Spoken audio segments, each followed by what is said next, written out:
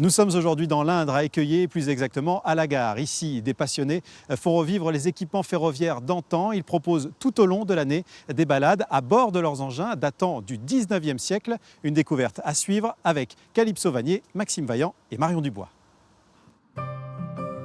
En gare d'Écueillé, le temps s'est arrêté. Inaugurée en 1902, cette gare est depuis fermée au service voyageurs. Grâce à des passionnés du chemin de fer, elle reprend vie pour des balades touristiques 2 jours par semaine. Un voyage dans le temps qui commence par ces trains. C'est un autorail, c'est un ensemble, comme vous voyez là. C'est un moteur diesel. Hein.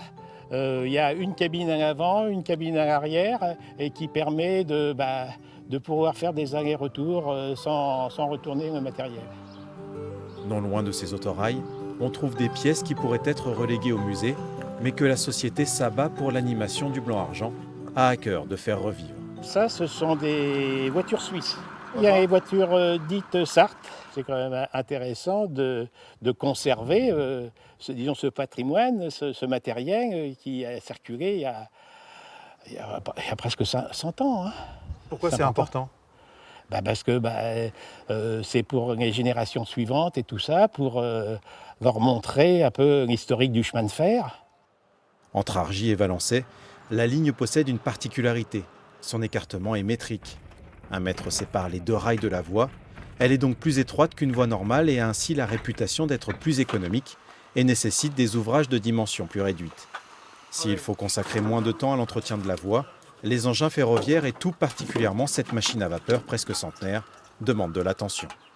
Vous voyez un petit peu, disons, toute la mécanique, les coussinets, les mouvements des bielles, les niveaux, tout ça.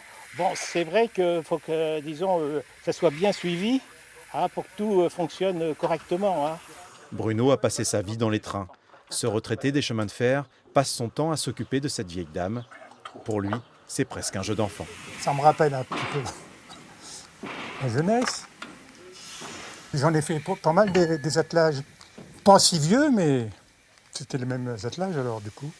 On met l'air, Michel ? Après être monté en pression durant près de 4 heures, le raccordement des voitures est fait, l'équipage est au complet. La locomotive à vapeur peut filer sur les rails de l'Indre. Et je suis avec Jean-Claude Beaufils de la Société d'animation du Blanc-Argent. Alors là, on vient de quitter la gare d'Écueillé. Racontez-moi en quelques mots l'histoire de cette ligne. Alors cette ligne a été finie de construire en 1902 et elle a relié en plusieurs étapes la ville du Blanc, dans l'Indre, à Argent-sur-Sauldre, dans le Cher, après avoir traversé la quasi-totalité du département de l'Indre et le département du Loir-et-Cher. On l'a vu là avec les passionnés, c'est important pour vous de faire perdurer ce patrimoine. Alors, ce patrimoine est important parce qu'il a vécu toute une partie, voire plusieurs parties de l'histoire de France et qu'il a été le témoin de choses et d'actions qui ont été plus ou moins heureuses ou d'autres malheureuses et il est resté ancré dans le patrimoine local.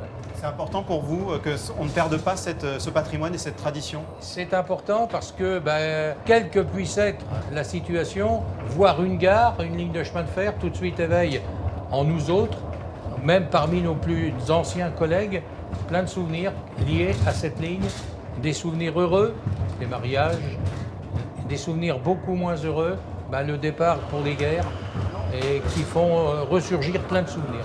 Vous, en tant qu'ancien de la Société nationale du chemin de fer, c'est quelque chose d'important qu'on garde cette tradition ? Bien sûr, parce que sans ces trains-là, aujourd'hui, il n'y aurait pas de TGV. Et aujourd'hui, vous en faites quoi alors de cette ligne ? Vous l'exploitez, vous continuez de l'exploiter avec des passionnés de l'association ? Voilà, d'une part, on remet le matériel en état pour le faire fonctionner et pour tirer des trains. Et aussi, on emmène des voyageurs qui se rappellent leur jeunesse pour la plupart, puisque certains de ma génération sont venus à l'école avec le train.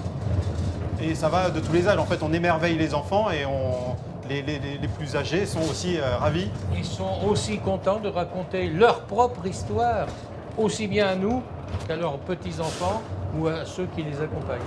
Ainsi se termine cette découverte du patrimoine industriel en région Centre-Val de Loire. Évidemment, il s'agit d'un échantillon puisque beaucoup d'autres sites industriels sont visitables tout cet été et tout au long de l'année.